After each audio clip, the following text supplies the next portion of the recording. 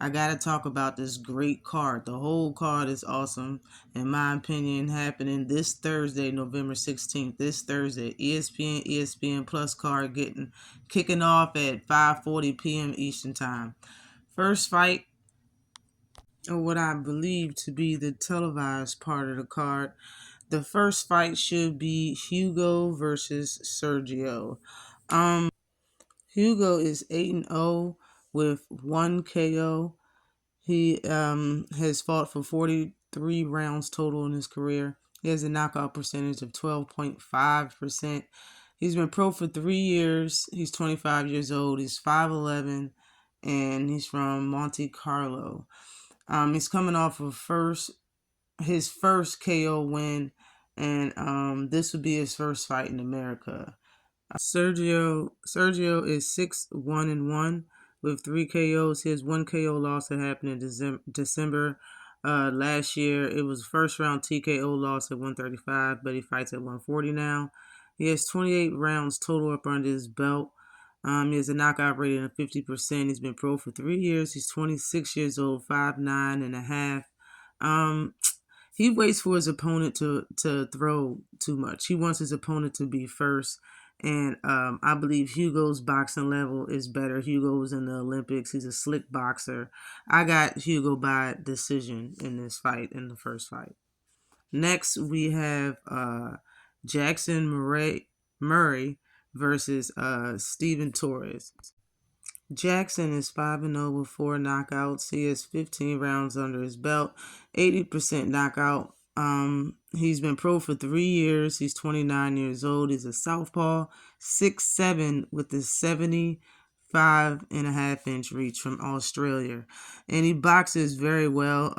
He sparred with Wilder before. He knows how to use his reach, and he's a tricky southpaw. Steven Torres' record is 6-0 with 1 draw. He has 6 knockouts, 15 rounds up under his belt, 100% knockout. And he's been pro for 5 years. He's 25 years old. He's also 6'7", 2 big boys, 81-inch reach, and he fights out of Pennsylvania. I'm going to go with Jackson by UD in this 6-round fight. If Torres isn't used to fighting southpaws, he's going to have problems. But Torres did used to be in camp with Wilder also. So this is pretty much a 50-50 fight. It's pretty much a pick'em fight. Next, we have Emilio Vargas versus Brandon Mendoza, okay?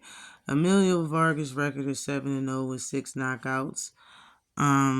He has 16 rounds up under his belt. Knockout percentage is 85.71%. He's been pro for only 2 years. He's 19 years old, 5'9", and he's from Cali, and he fights out of Vegas. Brandon Mendoza is 6-2 with 6 knockouts. He has 1 knockout loss that happened last year in October. It was a second round KO. He's coming off of a 6-round loss right now.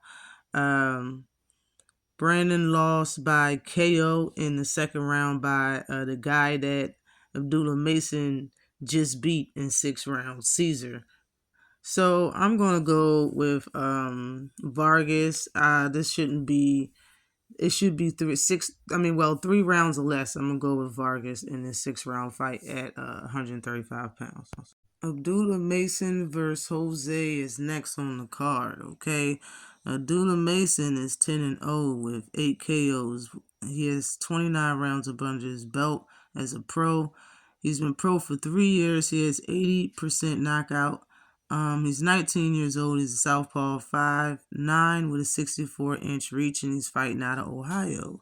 He's coming off a 6-round UD win versus Caesar. This is a 6-round fight at 135 pounds. And his opponent, Jose, record is 7-1 with 5 knockouts. He has 26 rounds up under his belt. Knockout percentage is 71.43%. He's been pro for 6 years. He's 23 years old. He's 5'10", fighting out of Texas. He has bad defense, in my opinion, a little flat-footed. I'm going to go with Mason, no more than 4 rounds. Next on the cards, we have We have Giovanni versus Lucas. Okay, Giovanni's record is 8-0 with 7 knockouts. He has 35 rounds under his belt as a professional. He has a knockout percentage of 87.5%, and he's been pro for 3 years. He's 26 years old. He's 6 foot tall, and he's fighting out of Italy. He's coming off of a TKO victory, but from a guy that was 18-20 with 1 draw.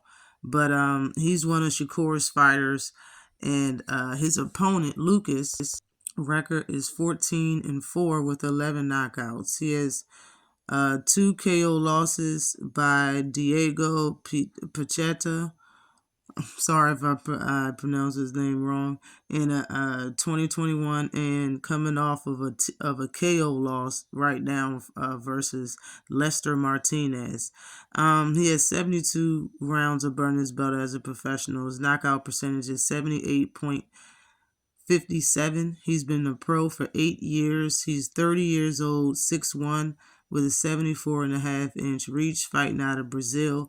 And he's coming off of 3 losses in a row.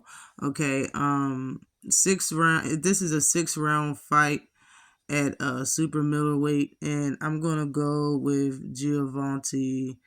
Probably by the 3rd round, he should stop him. Next, we have Troy Osley. He's fighting Valdemir Hernandez. Now, listen, this is about to be an interesting fight.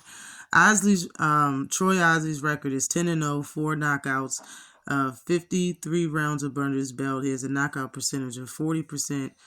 3 years as a pro, 25 years old. He's 5'10" with a 69.5-inch reach. He's fighting out of Virginia. Okay, and he is fighting the guy that just beat Lorenzo Truck Simpson.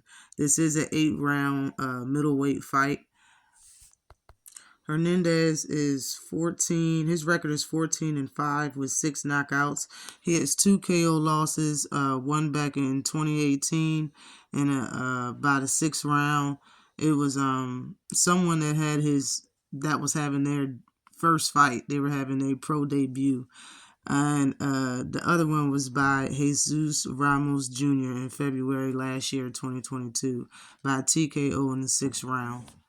He has 134 rounds of under his belt as a professional. He has a knockout percentage of 42.86. He's been a pro for 15 years. He's 34 years old. He's a southpaw, 5'7.5". He has a reach of 69 inches, and he's fighting out of California. And he's coming off a majority decision win versus Truck Simpson. He's a busy fighter. He throws a lot of punches. He uses a high guard a lot. He has a very good chin, and he also beat J-Rock by a split decision in 2021. As far as Troy Osley, he's a good all-around boxer that's getting better, but he has good defense, but this is going to be a big test for him. In my opinion, I think Hernandez is going to win this fight. I'm going with Vladimir. Next on this good card is Floyd Diaz versus Max. Okay, Floyd Diaz's record is 9-0 with 3 KOs. He has 43 rounds up under his belt as a professional. Knockout percentage is 33.33. He's been pro for 3 years. He's 20 years old, 5'5" with a 64-inch reach, and he's fighting out of Las Vegas. He has good boxing IQ, very accurate puncher. He's gonna have to cut off the ring and get on the inside versus opponent. Max's record is 15-1-1 with 5 knockouts. He has 84 rounds of under his belt, 33.33% knockout rating. He's been pro for 17 years. He's 5'9", and he's fighting out of Vegas also.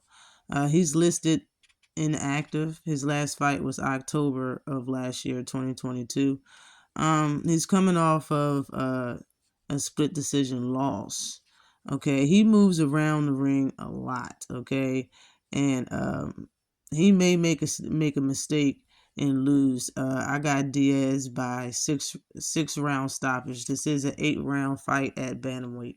Next on this good card, we have Brian Norman Jr. versus Quentin Randall. Okay, Brian Norman Jr.'s record is 24-0. He has 19 KOs. He has 29 rounds of burn his belt. He has a 79.17% knockout rating. He's been pro for 6 years. He's 22 years old, 5'8", with a 72-inch reach, fighting out of Georgia. This would be his third fight this year. This is a 10-round fight at 147 pounds. Quentin Randall's record is 13-0 and with one draw. He has 3 knockouts. He has 83 rounds of burning his belt. His knockout percentage is 23.08. He's been pro for 5 years. He's 33 years old. He's 5'11", fighting out of Texas. And he's coming off of a 8-round unanimous decision win. If Brian can't stop Randall like physically in this 10-round fight, I believe Randall can win in the decision. He's lengthy and he knows how to box off the back foot, and he's a counterpuncher, so he can win rounds if Brian Norman can't use the power that he got and get him out of there. So I'm going with Randall by decision. For the co-main event, we have Emmanuel Navarrete versus Robinson. Now, Navarrete's record is 38-1. He's ranked number 1 at 130 pounds. He has 216 rounds up under his belt as a professional. His knockout percentage is 81.58%. He's been pro for 12 years. He is the WBO champion at 130 pounds. He's 28 years old, 5'7" with a 72-inch reach, fighting out of Mexico. He's coming off of a unanimous decision win versus Oscar Valdez. And Robinson Conceição, his record is 17-2 with 8 knockouts. He has 117 rounds of burning his belt. He's been a pro for 8 years. His knockout percentage is 47.06%. He's 35 years old, 5'10" and a half, with a 70-inch reach, fighting out of Brazil. He's coming off of a no contest after a headbutt in the second round. This will be for Navarrete's WBO title. This is a 12-round bout at 130 pounds. Emmanuel will try to beat Conceição better than Valdez and Shakur, which both went 12 rounds, and I think he can do that. I got Navarrete by stoppage. Now for the main event, I'm not sure if I'm gonna make a video about this. I might, but we have Shakur Stevenson versus Edward De Los Santos for our main event for this great cards. Shakur Stevenson's record is 20-0, 10 knockouts. He's fought for 133 rounds. His knockout percentage is 50%. He's been a pro for 7 years. He's 26 years old. He's a southpaw, 5'8", with a 68-inch reach. He's fighting out of Texas, coming off of a TKO victory in the sixth round. This is his third weight class, and he is ranked number 3 at 135 pounds. Now, Edward De Los Santos' record is 16-1 with 14 knockouts. He has 48 rounds up under his belt as a professional. His knockout percentage is 87.5%. He's been pro for 6 years. He's 24 years old. He's a southpaw, 5'8", with a 70-inch reach, fighting out of the Dominican Republic. He's coming off of a unanimous decision win versus Adorno. He's ranked currently number 17 at 135 pounds. This is a 12-round fight for the vacant WBC title at 135 pounds. I'm going to go with Stevenson by unanimous decision or split decision, but I think it'll be unanimous. That's my call. Don't miss it on Thursday night. Holla at your girl. Peace.